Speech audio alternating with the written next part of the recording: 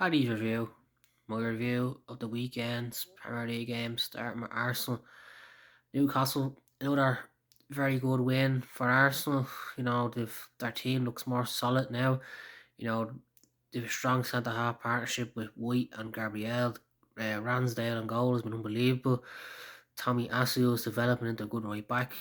Going forward, they have the pace and power of Saka and Smith Rowe. Hopefully, Saka injury is not too bad, and up front, this Aubameyang should have scored against Newcastle. Also, Martinelli coming on. Uh, Martinelli's volley was the goal of the weekend, a brilliant goal. But Newcastle are in trouble now. Next couple of games for Newcastle are huge because they don't want to be cut adrift, in the relegation battle. Elsewhere on Saturday, another routine win for Liverpool. You have to praise Ralph Hasenhüttl, the hot manager. He was very brave in his approach. Three forwards up front, and they caused problems for Liverpool. They pressurised Thiago. They had some chances, and only for Alisson making big saves, they would have scored. Liverpool are great going forward. The likes of Salah, man, even though they didn't score the weekend, they put great work rate into the team. Jota scores too. He's been very impressive. He's been a good player for Liverpool since he signed from Wolves. But the only problem with Liverpool is they play a very high line. It's a risk reward tactic, and it's based on, oh yeah, I think we can outscore their position, but that's not always going to work, and that's the only thing that will stop Liverpool from challenging for both the Premier League and Champions League this season. The half-five game, Brighton Leeds. Brighton played very well. Lamptey was outstanding on the right hand side. They created some great chances, but I'd say Graham Potter is kicking himself that they didn't score. But for Leeds, good clean sheet. Their first clean sheet on the road this season. Melier made some big saves when he was called upon. The defenders stood well.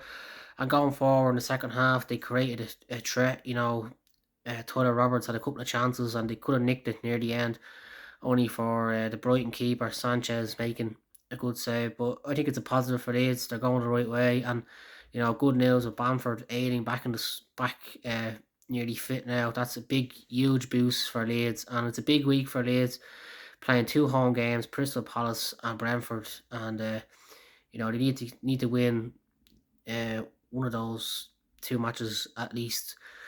On Sunday, I was very impressed with uh, Brentford against Everton. They went ahead early on with a penalty. It was a penalty. And then in the second half, they defended very well. They did invite Everton onto them, but they made a lot of good tackles and blocks, and it was a good win for Brentford. It stops the rot. They lost the last few games, and they're 12th place in the league. I think they're having a brilliant season, and Thomas Frank is doing an amazing job. But a tough week ahead for Everton, and um, I think Benitez will do well to still be in charge at Everton after Christmas because the fans don't like him, and the results turn. I think the crowd will turn on him, but that'd be interesting to see. They are missing Calvert Lewin, so it's always going to be difficult to score goals without him. Elsewhere on Sunday, Jamie Vardy is incredible. 35 years of age and still to be scoring goals week in week out in the Premier League is unbelievable.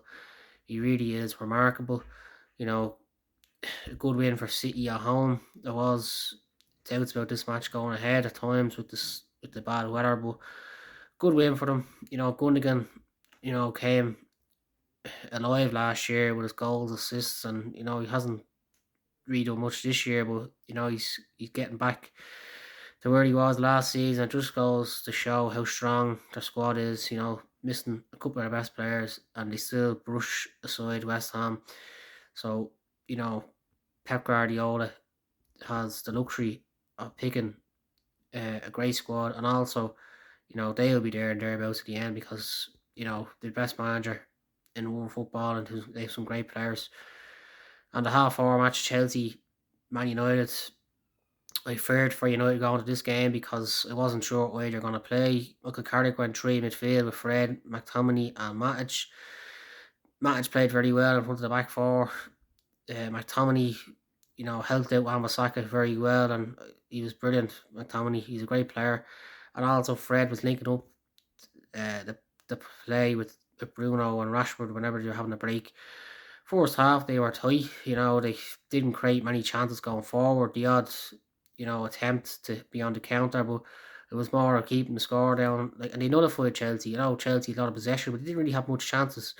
And the Hay only made a couple of saves in the first half, and you're thinking, Chelsea not on it today. In the second half, United started the second half brilliantly, and Jamie Carragher said in commentary, he thought Rashford only come on, and it was brilliant pressure by Rashford and Sancho for the goal.